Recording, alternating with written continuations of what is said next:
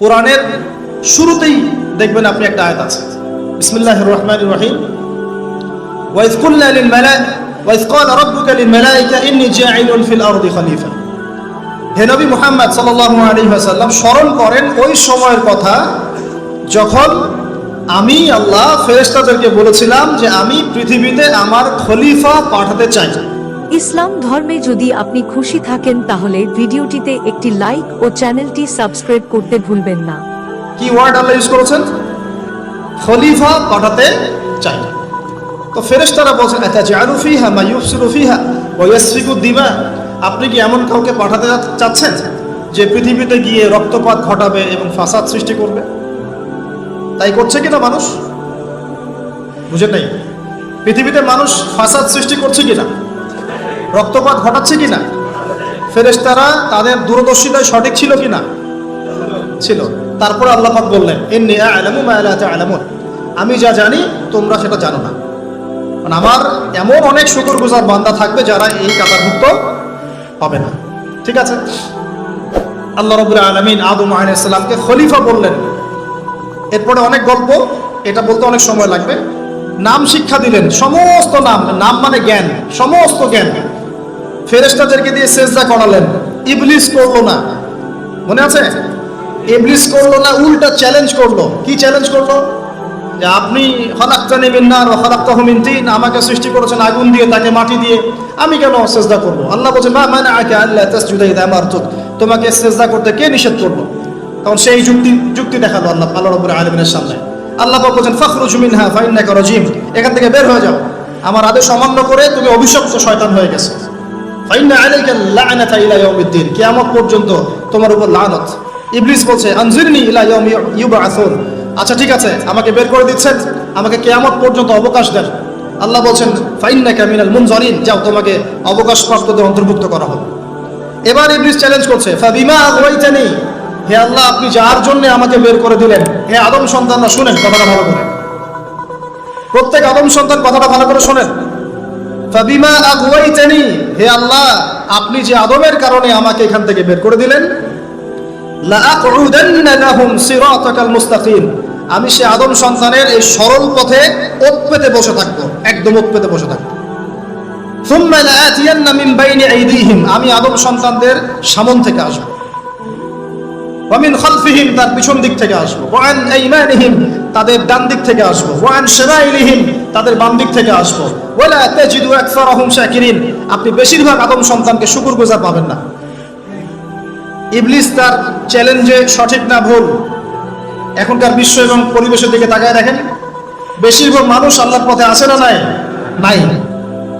আল্লাহ পাক তাকে বের করে দিলেন। সে আরো একটা চ্যালেঞ্জ করেছিল, সে চ্যালেঞ্জ করেছিল, এইটা আমি আজকে স্টাডি করতে গিয়ে পেয়েছি, বিকজ আজকে একটা ইস্যু আমার সামনে এসেছিল, তো মনে হলো যে এটার দলিলটা কোথায় বের করতে হবে। তো দেখলাম যে ওয়াও, এটা তো ইবলিসের চ্যালেঞ্জ। এখনকার যে প্রবলেমসগুলো আপনি ফেস করছেন, জিনার প্রবলেম, ফ্রি মিক্সিং এর প্রবলেম, তারপরে এই যে ব্যভিচারের প্রবলেম, অশ্লীলতার প্রবলেম, এগুলো ইবলিসের চ্যালেঞ্জ ছিল। সুবহানাল্লাহ, এগুলো ইবলিস আল্লাহর সাথে চ্যালেঞ্জ করেছিল যে আমি আদম সন্তানকে এইভাবে পথভ্রষ্ট করব। কি বলেছে জানেন? সূরা নিসা 119 নম্বর আয়াতে ইবলিস এই চ্যালেঞ্জটা করেছে, ওয়ালা উদিল্লান্নাহুম, শুধু তাই নয়, আমি আদম সন্তানদেরকে অবশ্যই পথভ্রষ্ট করব। এক, ওয়ালা উমান্নিয়ান্নাহুম, আমি অবশ্যই আদম সন্তানদেরকে মিথ্যা আশ্বাস দিব। কি দিব? মিথ্যা আশ্বাস দিব। ওয়ালা আমুরান্নাহুম, আমি আদম সন্তানকে আদেশ করব, ফালাইউবাত্তিকুন্না আযানাল আনআম, তারা পশুর কানগুলোর মধ্যে ছিদ্র করা শুরু করবে। আরো আছে, ওয়ালা আমুরান্নাহুম, আমি তাদেরকে আরো আদেশ করব, ফালাইয়ুগাইয়িরুন্না খালকাল্লাহ, এইটাই হচ্ছে কথা। ফালাইয়ুগাইয়িরুন্না খালকাল্লাহ, আমি আদম সন্তানদেরকে আদেশ করব তারা যেন আল্লাহর সৃষ্টিকে বিকৃত করে, তারা যেন আল্লাহর সৃষ্টিকে বিকৃত করে। আব্দুল্লাহ বিন মাসউদ রাদিয়াল্লাহু আনহু এই আয়াতের আলোকে বলছেন যে মেয়েরা ব্রু প্লাক করে, এরাও তার অন্তর্ভুক্ত। যে মেয়েরা বা ছেলেরা হাতে ট্যাটু আঁকে, তারাও এর অন্তর্ভুক্ত।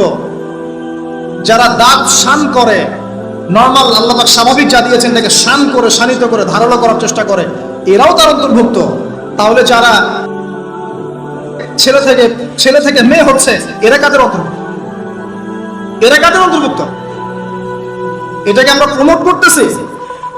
কিভাবে এরকম একটা মানুষ আমাদের এমপি মন্ত্রীর সাথে দেখা করতে পারে,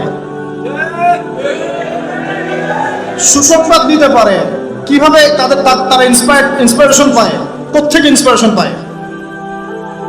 এটা একটা ছেলে, বাহ্যিকভাবে ছেলে, মানসিকভাবে মেয়ে, তারা আল্লাহ পাকের সৃষ্টিকে বিকৃত করবে। এই যে শয়তান চ্যালেঞ্জ করেছে, এখন দেখেন ওই যুগ চলছে, ওই যুগে আমরা চলে আসছি। শয়তান চ্যালেঞ্জ করেছিল সামন থেকে আসবো। সামন থেকে আসবো মানে কি? স্পষ্ট কুফর শিরক এগুলো নিয়ে আসবে, চিনতে পারবেন স্পষ্ট কুফর শিরক। পিছন থেকে আসবো, পিছন থেকে আসবো মানে কি? এমন কিছু নিয়ে আসবে আপনি চিনতে পারবেন না কোনটা সত্য কোনটা মিথ্যা। ডান দিক থেকে আসবো মানে কি? আপনাকে দুনিয়া নিয়ে আসবে, দুনিয়ার চিন্তা পেরেশানি দিয়ে দিবে। বাম দিক থেকে আসবো মানে কি? পরকালের ফিকির আপনাকে বিভ্রান্ত করে রেখে দেবে, নেক্সট লোকে ধোকা খাওয়াই দেবে। এখানে বলছে আমি অবশ্যই পথভ্রষ্ট করব। এরা পশুর কান ছিদ্র করবে এবং আল্লাহর সৃষ্টিকে তারা বিকৃত করবে। আব্দুল্লাহ বিন মাসউদ রাদিয়াল্লাহু আনহুর যুগে তো এরকম জেনারেশন ছিল না, তাই তিনি ওই কথাটা বলতে পারেন নাই। তখন তিনি বলেছেন ভূপ রাগ করলেও এর অন্তর্ভুক্ত হবে, দাঁত শান করে উপরে ফেললে অন্তর্ভুক্ত হবে, ট্যাটু আঁকলে অন্তর্ভুক্ত হবে। আল্লাহ পাক স্বাভাবিক যা দিয়েছেন তার থেকে যদি অস্বাভাবিক পরিবর্তন করতে চায় সৃষ্টিকে, তাহলে এর অন্তর্ভুক্ত হবে। তবে যেসব ক্ষেত্রে ইসলাম অনুমোদন দিয়েছে ওই ক্ষেত্র জায়েজ। যেমন ওই যে ছাগলকে অনেক সময় খাসি করা হয়, এগুলো সাহাবীদের যুগেও ছিল, এগুলো করাও হয়েছে, অনুমোদনও আছে ইসলামে, চাইলে করতে পারে। কিন্তু একটা আদম সন্তানের আকৃতিকে এভাবে আপনি পরিবর্তন করে দিবেন, এটাকে উৎসাহিত করে দিবেন, এটা নিয়ে বই লেখা হবে, প্রমোট করা হবে। সুবহানাল্লাহ, আমরা কোন যুগে চলে আসলাম? আমরা দেখতে দেখতে কোন যুগে চলে আসলাম? আজকে থেকে 30 বছর আগেও একটা ছেলে যদি একটা ছেলের দিকে আকর্ষিত হতো, এটাকে মানসিক রোগ বলা হতো। এখন এটাকে জায়েজ করে দেওয়া হচ্ছে। ও দেখা যায় প্রতি 100 জনের মধ্যে 5 জন 6 জন দেখা যায়। ফেসবুক এগুলো ঘাটাঘাটি করলে চোখ কপালে উঠে যায়। আগে যেমন পতিতালয়ের জন্য এই ছেলেপেলেগুলো কিছু পাগল ছিল, ওখানে গিয়ে রাত কাটাতো, তারপরে ওদেরকে বাসায় নিয়ে আসা শুরু হলো। মানে একটা ছেলে একটা মেয়েকে ভাড়া করে বাসায় নিয়ে আসতো, রাত কাটাতো। এটাও তো একটা নোংরা যুগ ছিল কয়েকদিন আগেই। এখন কি হয় জানেন? একটা ছেলে আর একটা ছেলেকে ভাড়া করে বাসায় নিয়ে যায়। আল্লাহ পাকের গজব টেনে নিয়ে আসতেছেন আপনারা। আল্লাহ পাকের গজবটা জোর করে টেনে নিয়ে আসতেছেন। আল্লাহ পাক গজব দিতে চাচ্ছিলেন না আপনাদের উপরে, এবার দিবেন ইনশাআল্লাহ। জোর করে আল্লাহর গজব টেনে আনতেছেন। আমি জেনারেশনের অধঃপতনের স্তরগুলো আপনাকে দেখাতে পারবো। আগে চিঠি লিখতো গোপনে গোপনে, লজ্জা শরম হায়া ছিল, রিক্সায় করে যাওয়া যাবে না, কেউ দেখে ফেললে সমস্যা হবে। তারপরে এমন জেনারেশন আসলো সব কিছু ওপেন, ওদের আলাপই শুরু হয় হ্যান্ডশেক থেকে এবং 7 দিনের মধ্যে বেড়ে যাওয়া শেষ। এরপর চেঞ্জ করতে থাকে একটার পর একটা। তারপর চলে আসলো সিরিয়ালের জোকস। সিরিয়াল এসে শেখালো বাসায় স্বামী। নবী করিম সাল্লাল্লাহু আলাইহি ওয়াসাল্লাম বলেছেন, আল্লাহর পরে যদি আমি কাউকে সেজদা করার আদেশ করতাম, আমি মেয়েদেরকে বলতাম তারা যেন স্বামীদেরকে সেজদা করে। এখন তো আপনারা সব তসলিমা নাসরিনের ফ্যান হয়ে বসে আছে। ওরা আপনাদেরকে ব্রেইন ওয়াশ করে দিয়েছে। সব ক্ষেত্রে সমান অধিকারের কথা আপনাকে কে বলেছে? কোন কোন ক্ষেত্রে আপনাকে অগ্রাধিকার দেওয়া হয়েছে। আপনি খুঁজছেন সমান অধিকার, আর ইসলাম দিয়েছে অগ্রাধিকার। কত বোকা আপনি! কোন কমন সেন্স নাই, ননসেন্স। বাসায় ঘরে ঘরে প্রবলেমস গুলো চলতেছে, ঘরে ঘরে। কেন এত বেসবর? কেন এত আনুগত্যহীনতা? কেন? কথা শুনতে হবে, মানতে হবে।